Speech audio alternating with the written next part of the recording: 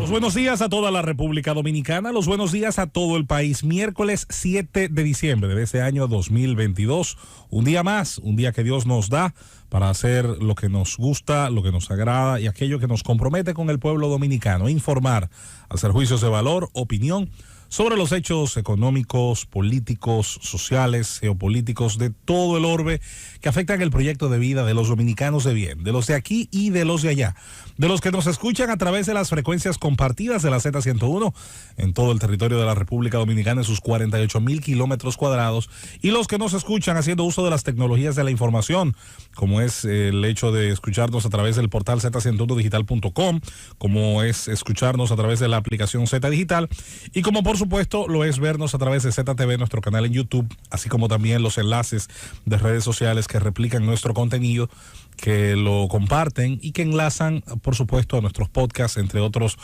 aportes interesantes de las tecnologías de la comunicación. Todo esto parte de la plataforma Z101 que preside don Bienvenido Rodríguez Durán. Bienvenido Rodríguez León y doña Isabel, para servirle al país de la forma más cómoda. Este equipo de profesionales de la comunicación eres afines, que cada día se da cita en esta cabina histórica. Nayib Chaede, Felipe Romero, Julieta Tejada,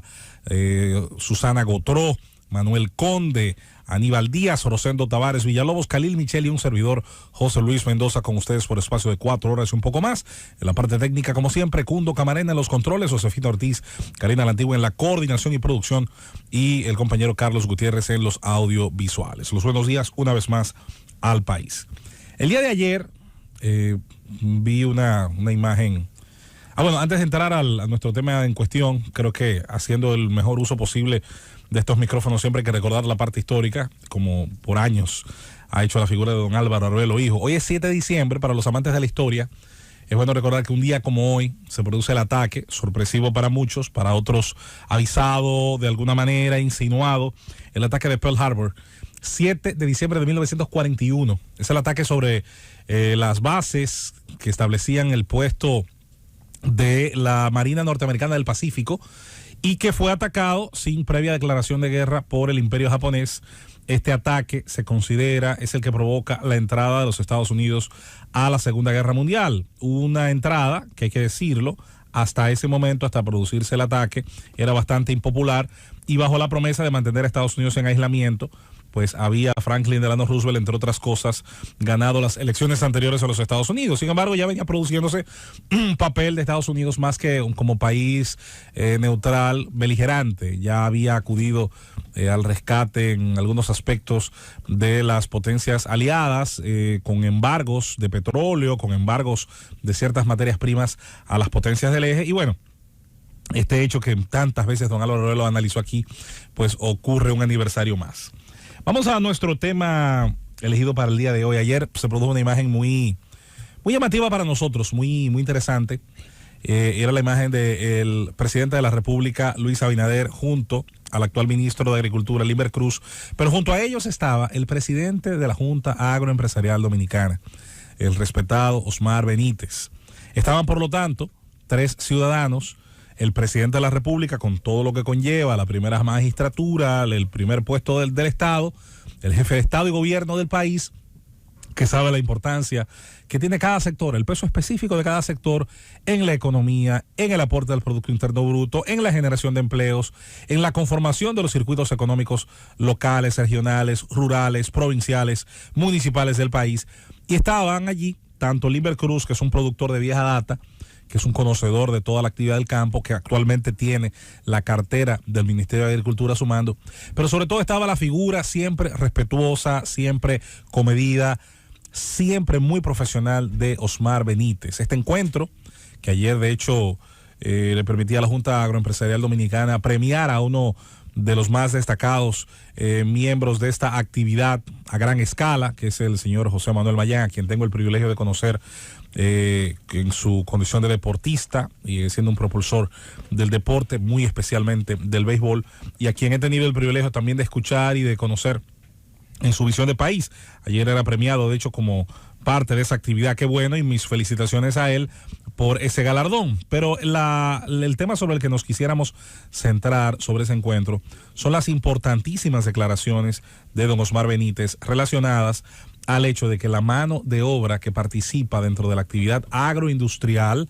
la actividad agrícola básica, que es la actividad extractiva, la actividad que se considera en la escuela económica de lo que se llama primer nivel de actividad económica, y la actividad agroindustrial, que ya es la transformación de lo que se obtiene puro, de lo que se obtiene de tierra y se convierte a través de distintos procesos en un producto de valor agregado. Eso comienza, señores, desde lavar los propios productos que la tierra produce, encerarlos como forma de conservación, lo que se conoce como el embalado, el empacado y envasado en el caso de algunos productos, o directamente su procesamiento. Hay productos que por sus características naturales deben comenzar a ser procesados prácticamente de inmediato, por aquello de su enorme riesgo de ser perecederos y de no interrumpir dentro de su cadena logística, sobre todo altos niveles de calidad y frescura. Siendo así, la actividad agroindustrial, una actividad generalmente de altísimo capital de entrada. Cuando usted coloca una planta procesadora de naranjas, por ejemplo, al lado de una plantación de cítricos, créannos que es una inversión cuantiosa, porque gasta energía, porque tiene una maquinaria, primero, de alto nivel, generalmente en materia tecnológica, y que debe tener un trabajo de mantenimiento, porque debe ocupar un personal que no solamente vigile el funcionamiento correcto de la máquina, sino que pueda intervenir ante cualquier situación que pudiera presentarse en el aspecto de la ingeniería mecánica, electromecánica, en el aspecto ahora de los softwares o programas con los cuales este tipo de maquinaria trabaja. Es un trabajo, por lo tanto, delicado, que unifica en una misma cadena de valor a los trabajadores que son tal vez a veces menos calificados, pero que tienen más riesgo físico en su exposición a la dureza del trabajo, y que hay que decirlo, lo de mano de obra calificada también ha venido cambiando, porque si hay un trabajo en el cual cada vez se integran más una serie de técnicas por las cuales se debe capacitar y por las cuales se debe educar y formar al trabajador, o al menos eso ocurre en los países donde la agricultura también es un punto de avanzada científica y tecnológica, e incluso en países donde no necesariamente lo es, cada vez se entiende mejor el trabajo en materia de conocimiento, de calificación científica, técnica que deben tener los trabajadores, o al menos quienes dirigen ciertas tareas dentro del campo. Para los que muchas veces tachan las tareas que están relacionadas al campo, sobre todo a la producción agrícola, como si fuera un campo de gente tosca, me permito decirles que no hay una actividad humana que asuma cada día más aprendizajes de la ciencia, tanto por la base empírica, por el hecho de ver, probar en el terreno todos los días esas variables, como por la investigación en laboratorio, la investigación en plantaciones precisamente que sirven, que son experimentales, como la agricultura. Decía ayer el señor Benítez que la mano de obra que participa dentro de esta tarea o ya es suficiente con la que participó en el proceso de regularización anterior, esto es interesante, o bien ya no es necesaria más porque puede hacerse cargo esta rama de nuestra economía, de nuestra generación de riqueza, con quienes ya están allí trabajando. Yo personalmente soy de los que cree mucho en técnicos de la cualificación del señor Benítez. Es un conocedor de la A a la Z de esta actividad. Es una persona, incluso en su participación en los micrófonos de la Z101 durante años, en el programa que produjo y condujo durante mucho tiempo para esta Z101 y que volverá tarde o temprano, de Doña Milagros, hizo durante muchísimo tiempo un trabajo didáctico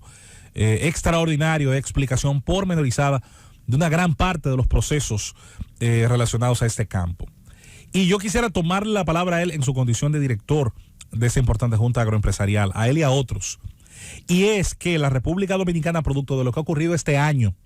donde vamos a terminar con una serie de acontecimientos que parecerían ir en escalada, y donde hubo ya señalamientos como el ocurrido con la empresa Central Romana, que si bien es una empresa de capital norteamericano, pero instalada, operativa en territorio dominicano, heredera de otras firmas, de otras marcas, como fue la Gulf and Western, como fue en su momento la Puerto Rico Sugar Company, operando en territorio dominicano, genera una afectación. Cualquier decisión que se tome, como la que en efecto se tomó por parte de la Agencia de Protección de Fronteras y Aduanas de los Estados Unidos. Si usted ve la barba del vecino arder, dice el refrán que hay que poner la suya en remojo. Y muy posiblemente hay que hacer un trabajo preventivo o correctivo a la vez, insisto, tomando la palabra de un gran conocedor de ese campo, de una persona que sabe de lo que habla, y que cuando nos dice que ya de por sí los trabajadores de esta área bien pueden haber estado ya completamente cubiertos por lo que fue aquel proceso de regularización que se llevó a cabo, sobre todo después de la sentencia 168-13 y 168-14, y ante la apertura que tuvo la administración de entonces vamos a tomarle la palabra y a hacer un proceso de transparentizar, de regularizar el personal que trabaja en la agroindustria dominicana. Puede empezarse por el latifundio, por la gran escala, y debe empezarse de hecho por ahí, y ¿por qué no? Más adelante ir a la agricultura de más pequeñas porciones. Y se puede y se debe hacer ese levantamiento. Primero, por el cumplimiento de las normas y de la ley. El propio Osmar Benítez dijo ayer, usó una frase que es muy típica de cuando se entiende que la ley es rigurosa. Dijo, la ley es dura, pero es la ley. Y insisto, que este es un apoyo, un soporte de un sector al que generalmente, cuando hemos hablado de los temas relacionados a la presencia de la mano de obra extranjera, sobre todo la que no tiene condiciones de legalidad, la que no tiene documentación adecuada, correcta, la que no puede cumplir la ley de migración, la ley de trabajo, las leyes de naturalización, generalmente se piensa de manera rápida en dos sectores. El sector de la construcción, si bien se ha ido aclarando con el tiempo, de que ya esto no es necesariamente la ventaja económica que fue en algún momento, por aquello de que también fue creciendo, fue adecentándose el precio de la mano de obra haitiana que trabaja en ese rubro, pero igual permanece todavía como un campo altamente irregularizado en materia de quienes operan, de quienes trabajan sin necesariamente tener